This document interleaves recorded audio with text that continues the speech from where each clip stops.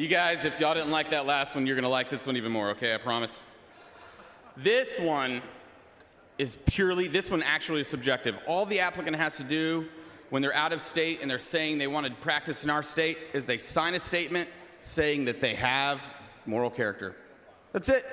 We're going to take their word. All we want to do is make them think about it before they try and practice in the state. They got to swear to us that they're a good moral character. So all those arguments is about subjectivity. They're out the door. I think we need to adopt this amendment and make sure that out-of-state people believe in their hearts that they have good moral character. Move adoption. Representative Canales, for what purpose? May the gentleman yield Would the gentleman yield for a question?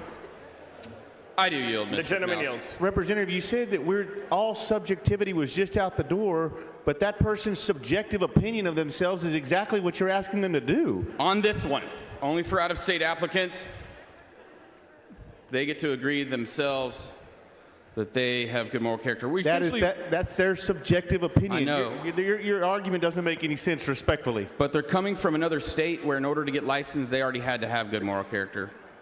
Representative Wu, for what purpose? Will the gentleman yield? Does the gentleman yield for questions? I do. The gentleman yields. No, I'm trying to move on.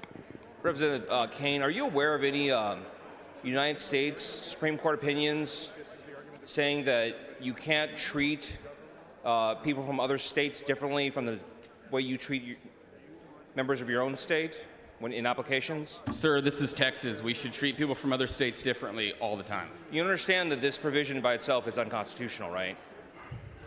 Look, the Supreme Court also thinks it's okay to kill a baby in its mother's womb, so don't talk to me about what the Supreme Court thinks. Okay. Let's do it. Oh, come on. Can you get him off the mic then?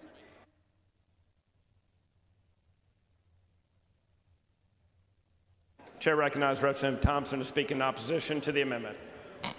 Mr. Speaker, members, I'm shocked that Mr. Cain wants government to come in and decide what is good moral character, number one. Number two, I'm shocked that he want to put an impediment in the way of companies coming in Texas to establish businesses here. And if we decide as government that they don't have good moral character, they can't set up shop in our business, shop in Texas. So maybe we should go through all of the business we have in Texas and decide whether or not that they have good moral character so that they may leave the state. Members, I'm going to move to table this amendment. Chair recognizes Representative Cain to close. Close. Representative Cain sends up an amendment.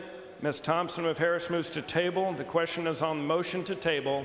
It's a record vote. The clerk will ring the bell. Shall Representative Patty voting aye, Representative Banchia voting aye, Representative Damaris voting aye. Shall Representative Leach voting aye. Have all voted?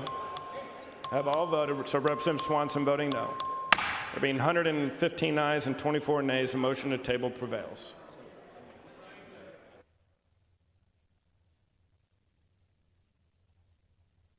Does anyone else wish to speak on for or against House Bill 1540? If not, the chair recognizes Representative Thompson of Harris to close.